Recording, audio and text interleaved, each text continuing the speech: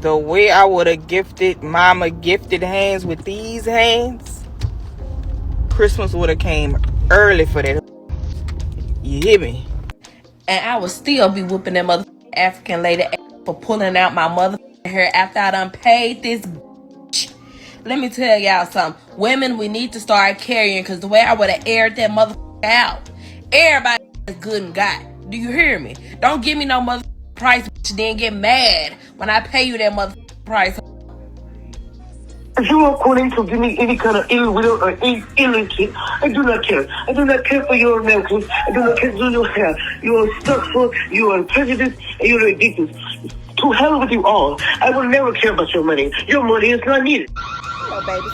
You see what Mama TikTok is, right? I don't know what's going on.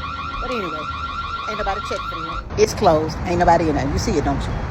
And on Saturdays, you know, Braid places are jumping. It ain't gonna never jump. As soon as that baby get out, she gonna close it down.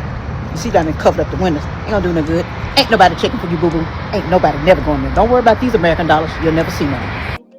For those wondering, all three of the African women involved in the drama at the African Braid shop in Birmingham, Alabama, they are all still locked up and they're not getting out. As I previously reported, bond was set for the lesser charge, but no bond for that kidnapping charge. So yeah, they're locked up and they're not getting out.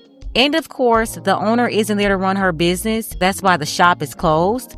And let me tell you, the owner of the shop, she's so defiant. Even after this all went down, she was out here being defiant, making the situation worse for herself. She had a message out there in her voicemail that's making its rounds. In that message, she said, "I do not care for you Americans. I do not care to do your hair. I will never care about your money. Your money is not needed." Take a listen. If you are calling to give me any kind of ill will or ill intent, I do not care. I do not care for your Americans. I do not care for your hair. You are stuck for, you are prejudiced, and you're ridiculous. To hell with you all. I will never care about your money. Your money is not needed. Listen up, Isatu. I don't think you're ever going to have to worry about American money or doing Americans' hair ever again by the time this is all over. Is anybody going to tell her? Good morning, babies. This is for educational purposes only. You see where I'm at, right? I know the lights flashing, but this is Mama's gifted hand. That braider that pulled that young lady's hair out and thought it was okay. Well, guess what? You put your page on private, so I can't tag you, but I can come to your business because you right here in Birmingham, honey. On the Parkway, ladies. Don't come here. Don't patronize this black business. Because this is the thing. If you can do that to a black woman that was trying to give you some business, that lets us know all you care about is your business and not the care of a black woman. I said what I said. I'm zooming in real good, y'all, so y'all can see. This is where we are not going. We will not be there. No, ma'am. Period. Them African braiders in Alabama that was pulling that lady hair and threatening to cut her hair out, no, they need an ass whooping. Okay? Because there is no way on God's green earth that they ever thought that that would be okay. You know, it's been so normalized here in America and all over the diaspora, to be honest, black people being abused and mistreated, that people think that when they come here to America that they can act like white folks act towards us. Imagine being in our community and using our money to establish your business, but at the same time, this is how you treat one of us. And then having the audacity to suggest that she would have went live as well to say, you know what, I could do this and people are still going to come give me business, because they're so used to us not standing 10 toes down for one another. If that lady ever do get out because she was arrested, if she ever do get to come home, by the time she get home, she shouldn't have a business to come home to. Okay? Remember that Alabama fight that happened a long time ago and we were so proud? Let this be another example. Okay? Because there's no way. But I think everyone is saying over $50, over $50, over $50. And yes, that's true. The argument was about additional $50, but I think it's more than that. I think it was the intention to disrespect a black woman in America. And that has seemed to be the narrative, unfortunately, that we're facing with our African people who live here and come here, or the narrative. And I think it was the intention to disrespect more than the $50. Just my 2 cents. The way me and that African would have tore that shop up, holding my hair, after you told me in the text message that it was going to be $200, I get there, you serving me wine, you being all nice to me. And then you mad and about to cut my braids out for an extra $50 that you didn't tell me. That's what they do. The African braid shop will tell you, hey, it's going to be $200. When you get there, it's actually going to be more. Y'all might as well just take $350 or $400 because the game is to get you in there. Just like when you go buy a car, they said you can get a car with $500 down. Actually, when you get there, they're going to run your credit 1,000,000 times and it's going to be $5,000 down to drive off the lot with a car you want. So that's what they do. That's their gimmick. That's their strategy to get you in the door, to get you in the chair, to get you to sit down so you can get your hair done. Her name is Mama Gifted Hands. The lady that pulled that black girl by the hair was telling her, the girl was like, I'm going to sue you. She was like, and I'm going to shoot you too. Like, lady, let that lady hair go. Listen, you got $200. It's what you asked for. But that's what they do. They pushed her back in the shop and they threatened her. I genuinely believe that these Africans inside of the African hair braiding shop have lost the plot. If that was a white woman sitting in that chair at Mama Gifted Hands, she would have never been attacked.